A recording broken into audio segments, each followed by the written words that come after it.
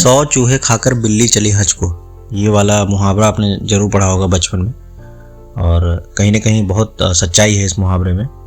Drug mafia से पहले शादी करती है, अंडरवर्ल्ड कनेक्शन रहता है, टॉपलेस फोटो शूट करती है, और एक टाइम पे बॉलीवुड की काफ़ी चर्चित अभिनेत्री ममता कुलकर्णी, जो कि अपने टाइम पे काफ़ी विवादों में घिरी रहती है, और वो विवाद कोई अच्छी चीज़ों के लिए नहीं, बहुत ही बुरे चीज़ों के लिए थी।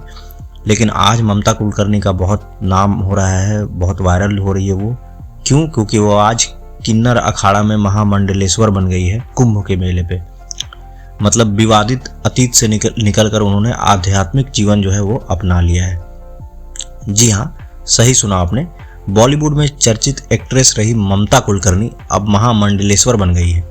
उन्होंने किन्नर अखाड़े में आध्यात्मिक जीवन को अपना लिया है। बहुत सारे लोग ये कह रहे हैं, कमेंट कर रहे हैं कि अचानक से वो महामंडलेश्वर कैसे बन गई, क्योंकि महामंडलेश्वर बनने के लिए तो पहले दीक्षा लेनी पड़ती है और एक लंबी अवधि तक तपस्या करना पड़ता है और सांसारिक जीवन को छोड़ना पड़ता है और प्रवृत्ति के मार्ग में चलना पड़ता है।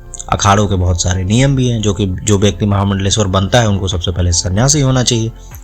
लोग यह भी कह रहे हैं कि महामंडलेश्वर बनने के लिए सांसारिक मोह माया के लिए त्याग भी होनी चाहिए, परिवार के संबंधों से दूर रहते हैं, वेद पुराणों का ज्ञान भी होना चाहिए। अगर आप ममता कुलकर्णी के जीवन को देखेंगे तो आपको ये पता चलेगा कुछ समय तक पहले उनका जीवन विवादों से भरा हुआ था और वो बहुत बढ़िया सांसारिक जीवन में जिंदगी जी रही थी। इन सब चीज़ों से उनका कोई भी लगाव नहीं था। मैं आपको उनके बारे में इसलिए बता रहा हूँ, और सबसे पहले मैंने मुहावरा आपको इसलिए सुनाया कि 100 चूहे खाकर बिल्ली चली हज को। मेरे कहने का तात्पर्य यह है कि आजकल के कलयुग में अगर आप चाहे कितना भी पापी हो और चाहे आप कितना भी गलत काम करते हो, एक समय ऐसा आएगा जब आप प्रभु के शरण में चले जाओगे तो आपकी सारी गलतियां जो है वो माफ़ हो जाती है। ऐसा लोगों का कहना है और ऐसा लोग मानते भी हैं और लोग ऐसा कर भी रहे हैं। इसका मतलब ये हुआ कि आपको जितनी बुराइयां करना है करो, जितनी पाप करना है करो, अंतिम समय में प्रभु के शरण में आ जाओ, कुछ बाबा बन जाओ, आपकी सारी पाप जो है धुल जाएगी। यही है जिंदगी, यही है कलयुग। आरोप लगता है कि वर्ष 2013 में ममता कुलकर्णी ने हिंदी फिल्म इंडस्ट्री को छोड़ करके ड्रग माफिया विक्की गोस्वामी से दुबई में शादी कर ली थी। ये वही ड्रग माफिया है जिसे दुबई में ड्रग तस्करी के लिए 12 वर्षों की जेल हुई थी। हालांकि ममता कुलकर्णी इन आरोपों को गलत बताती है, लेकिन सच्चाई तो ये है कि वर्ष 2016 में मुंबई पुलिस ने ड्रग्स तस्करी के मामले में उनके खिलाफ अरेस्ट वारंट भी जारी किया था। मुंबई पुलिस ने बताया कि उसने मुंबई से 80 लाख रुपए की ड्रग्स बरामद की थी, जिसका संबंध ऐसी कंपनी से था जिसकी डायरेक्टर ममता कुलकर्णी खुद थी। ममता कुलकर्णी खुद कहती है कि वो ड्रग माफिया विक्की गोस्वामी से प्यार करती थी। इस दौरान वो वर्ष 2000 से लेकर 2024 तक भारत से दूर रही। क्यों? क्योंकि भारत, उसको डर था इस बात का कि वो भारत में रहेगी तो भारत की पुलिस उसको कहीं पकड़ न ले। ममता कुलकर्णी फिल्म इंडस्ट्री को छोड़ा नहीं था, तब उन पर अंडरवर्ल्ड से कनेक्शन होने के आरोप लगे थे। कहा जाता है कि एक फिल्म के लिए उन्होंने अंडरवर्ल्ड के अपराधियों से डायरेक्टर को फोन तक करवाया था। वर्ष 1993 में ममता कुलकर्णी ने एक मैगजीन के लिए टॉपलेस फोटोशूट कराया था, जिस पर देश भर में काफ़ी हंगामा भी हुआ था। यही कारण है कि आज ममता कुलकर्णी के महामंडलेश्वर बनने से लोग हैरान हैं। महामंडलेश्वर बनने के लिए किन्नर अखाड़े को ही क्यों चुना? ये भी एक सवाल आजकल लोग कर रहे हैं कि आखिर उनको महामंडलेश्वर बनना था तो किन्नर अखाड़े पे क्यों बनी?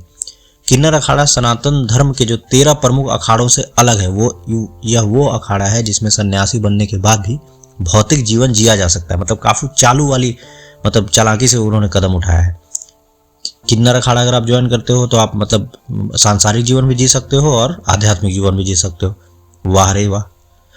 इसमें महामंडलेश्वर बनने के साथ साथ सांसारिक और पारिवारिक रिश्तों को खत्म करने की जरूरत नहीं होती। यही कारण है कि ममता कुलकर्णी इस अखाड़े को चुना है और अब वह भौतिक जीवन जीते हुए भी सन्यासी बनकर रहेंगे। इसमें उन्हें वैराग्य वाला जीवन नहीं बिताना पड़ेगा। मतलब वही है कि मैं कह तो रहा हूँ कि मैं वेजिटेरियन हूँ मैं, लेकिन सुबह शाम नॉनवेज खाता रहूँगा और लोग मुझे मानेंगे भी कि मैं वेजिटेरियन हूँ। वाहरी नियम, वाहरी गजब!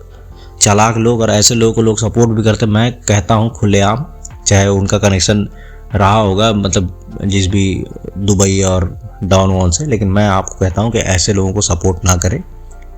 ऐसे लोगों को जितना हो सके इन लोगों को अपना गुरु ना माने, ना ही इन लोगों को फॉलो करें।